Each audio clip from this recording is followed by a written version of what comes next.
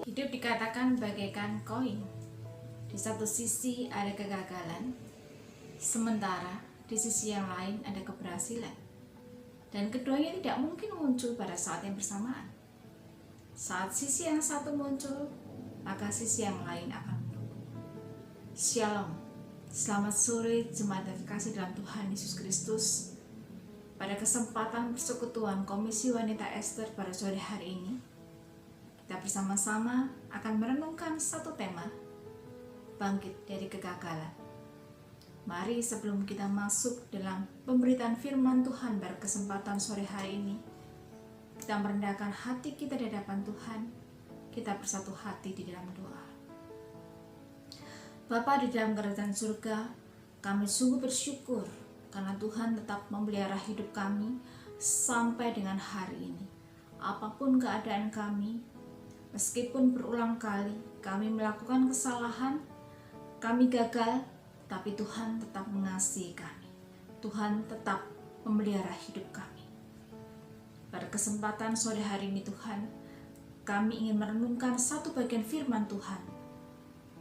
Biar setiap kami sungguh dikuatkan dan sungguh diingatkan melalui firman Tuhan pada kesempatan sore hari ini. Kami menyerahkan perenungan firman Tuhan pada kesempatan sore hari ini ke dalam tangan-Mu. Di dalam nama Tuhan Yesus Kristus kami sudah berdoa. Amin.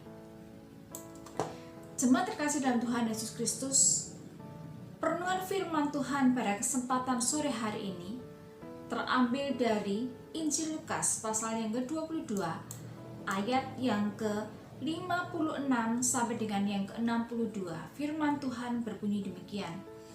Seorang hamba perempuan melihat dia duduk dekat api itu. Ia mengamati-amatinya lalu berkata, juga orang itu bersama-sama dengan dia. Tetapi Petrus menyangkal katanya, bukan, aku tidak kenal dia. Tidak berapa lama kemudian seorang lain melihat dia lalu berkata, engkau juga seorang dari mereka. Tetapi Petrus berkata, bukan, aku tidak. Dan kira-kira sejam kemudian seorang lain berkata dengan tegas, sungguh, orang ini juga bersama-sama dengan dia, sebab ia juga orang Galilea. Tetapi Petrus berkata, bukan, aku tidak tahu apa yang engkau katakan. Seketika itu juga sementara ia berkata, berkokoklah ayam. Lalu berpalinglah Tuhan memandang Petrus. Maka teringatlah Petrus bahwa Tuhan telah berkata kepadanya, sebelum ayam berkokok pada hari ini, engkau telah 3 kali menyangkal aku. Lalu ia pergi keluar dan menangis dengan sedihnya. Jemaat terkasih dalam Tuhan Yesus Kristus, setiap kita pasti ingin selalu berhasil di dalam apapun yang kita lakukan.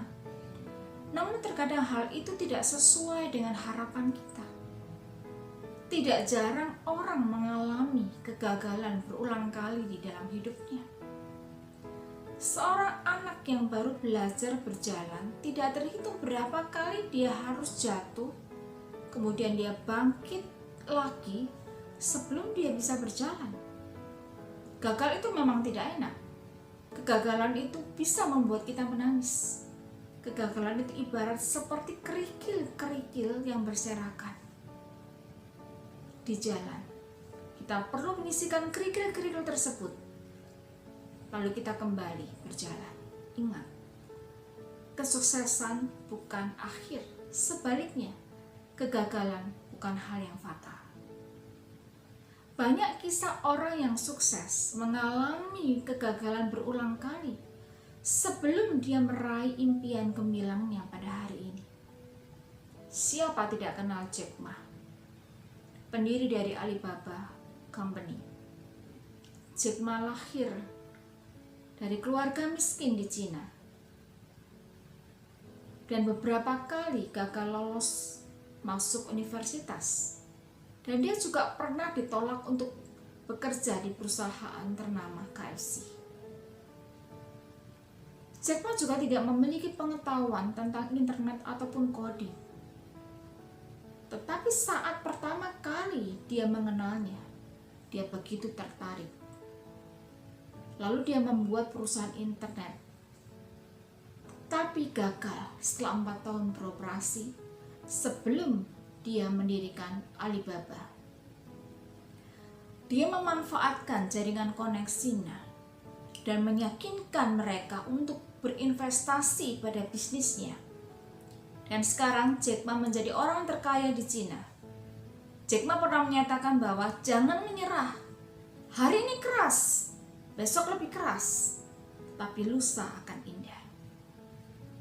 Jemaat terkasih dalam Tuhan Yesus Kristus, siapa yang tidak kenal Petrus? Seorang dari 12 murid Tuhan Yesus. Nama Petrus sendiri berulang kali disebutkan di dalam Alkitab.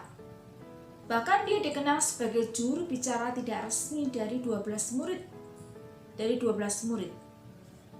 Nama asli Petrus adalah Simon. Nama Petrus sendiri diberikan oleh Tuhan Yesus. Nah, di dalam catatan Injil Yohanes, Tuhan Yesus memberi Simon itu nama yang baru, yaitu Kefa atau Kefas, di dalam bahasa Aram yang artinya adalah batu karang. Petrus juga dikenal sebagai murid yang sangat dekat dengan Tuhan Yesus selain Yakobus dan Yohanes. Petrus itu adalah seorang pribadi yang begitu spontan, sekaligus emosional. Di dalam dia mengekspresikan kasih sekaligus perasaannya. Ia adalah orang yang tidak berpikir panjang sebelum dia melakukan sesuatu. Dia menuruti kata hatinya dan bertindak cepat. Pada waktu itu juga, Petrus adalah salah satu murid Tuhan yang juga dikenal pemberani dan beriman.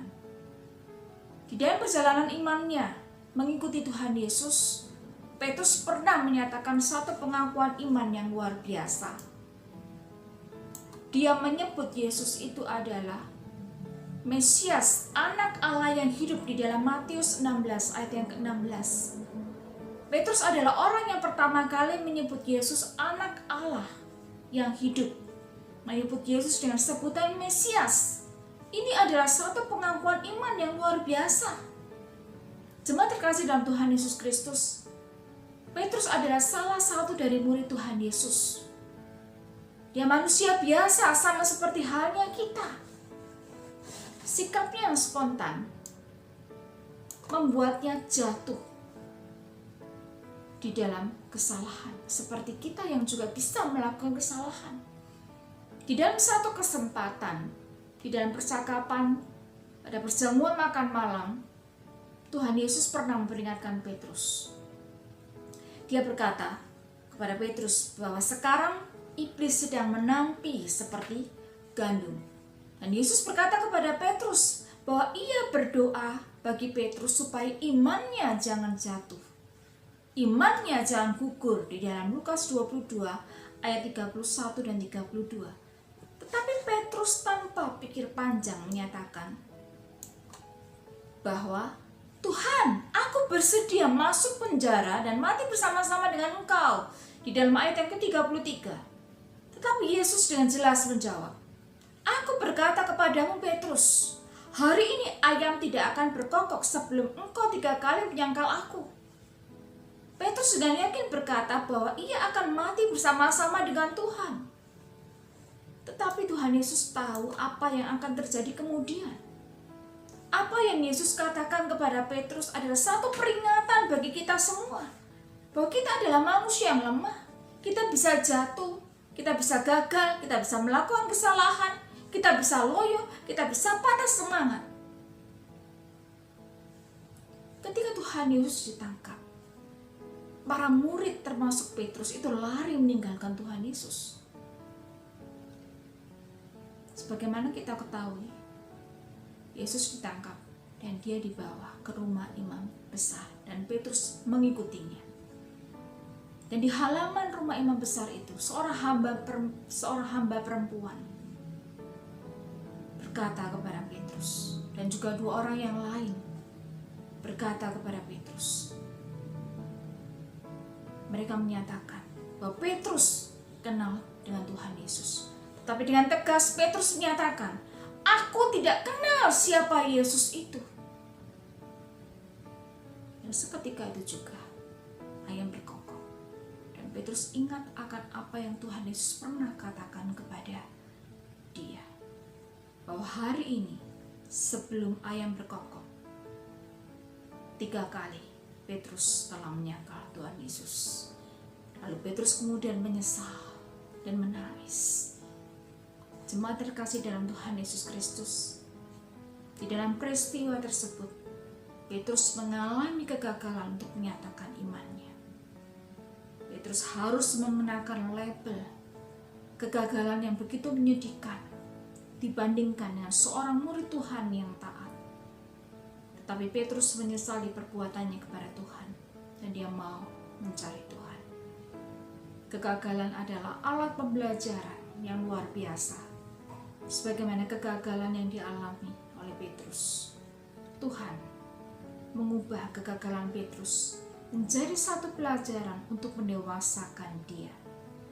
Sampai pada akhir hidupnya, 40 tahun terakhir hidupnya, dihabiskan untuk memberitakan Injil Yesus Kristus. Dan di dalam sejarah gereja dicatat bahwa Petrus mati sebagai seorang martir. Dia mati disalibkan dengan terbalik karena dia merasa tidak layak untuk disalibkan dengan cara seperti yang dilakukan oleh Tuhan Yesus. Petrus telah menunjukkan keteguhan imannya sampai akhir hidupnya. Jemaat terkasih dalam Tuhan Yesus Kristus, Petrus yang gagal itu mampu bangkit kembali, bahkan menjadi seorang martir bagi Tuhan. Bagaimana kita bisa bangkit dari kegagalan kita? Pertama, kita sadar bahwa setiap orang pernah gagal. Alkitab sendiri mencatat tokoh-tokoh besar yang juga pernah gagal. Abraham pernah gagal, Yakub pun pernah gagal, Daud pernah gagal, jatuh di dalam dosa perzinahan. Di dalam bagian teks firman Tuhan hari ini dikatakan, Petrus juga mengalami kegagalan. Dia menyangkal Tuhan Yesus. Kita juga sadar bahwa setiap orang pernah gagal. Pemahaman yang demikian mencegah kita dari rasa frustasi, dari rasa putus asa, dan melakukan hal-hal fatal yang lain. Jangan karena kita gagal satu kali membuat kita putus asa. Mari kita ubah pola pikir kita. Sadar akan kegagalan kita dan coba untuk bangkit kembali. Kegagalan dilakukan oleh Petrus adalah satu kegagalan yang fatal, sama seperti yang dilakukan oleh Yudas yang telah menjual Tuhan Yesus. Tetapi sikap Petrus berbeda dengan sikap Yudas. Petrus menyesali perbuatannya. Yudas pun menyesali perbuatannya. Di dalam Matius 27 ayat yang ketiga, tetapi Yudas memilih mengakhiri hidupnya. Petrus menyesali perbuatannya dan dia mencoba untuk bangkit kembali dan tidak larut di dalam kegagalannya. Dia memperbaiki kesalahannya. Petrus mengalami perjumpaan dengan Tuhan dan dia mau untuk melayani dan mengikuti Tuhan. Amsal 24 ayat yang ke-16, sebab 7 kali orang benar jatuh, namun ia bangun kembali, tetapi orang fasik akan roboh dalam bencana. Terakhir, tetap percaya dan berserah kepada Tuhan. Kegagalan jangan sampai membuat kita harus meninggalkan kepercayaan kita kepada Tuhan dan membuat kita tidak mau datang lagi kepada Tuhan. Kita bisa gagal, kita bisa kehilangan harta atau apapun. Tetaplah percaya kepada Tuhan. Carilah Tuhan.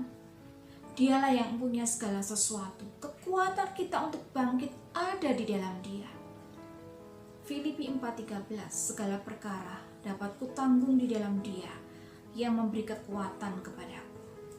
Pemazmur mengingatkan di dalam Mazmur 37 ayat 23 dan 24. Tuhan menetapkan langkah-langkah orang yang hidupnya berkenan kepadanya.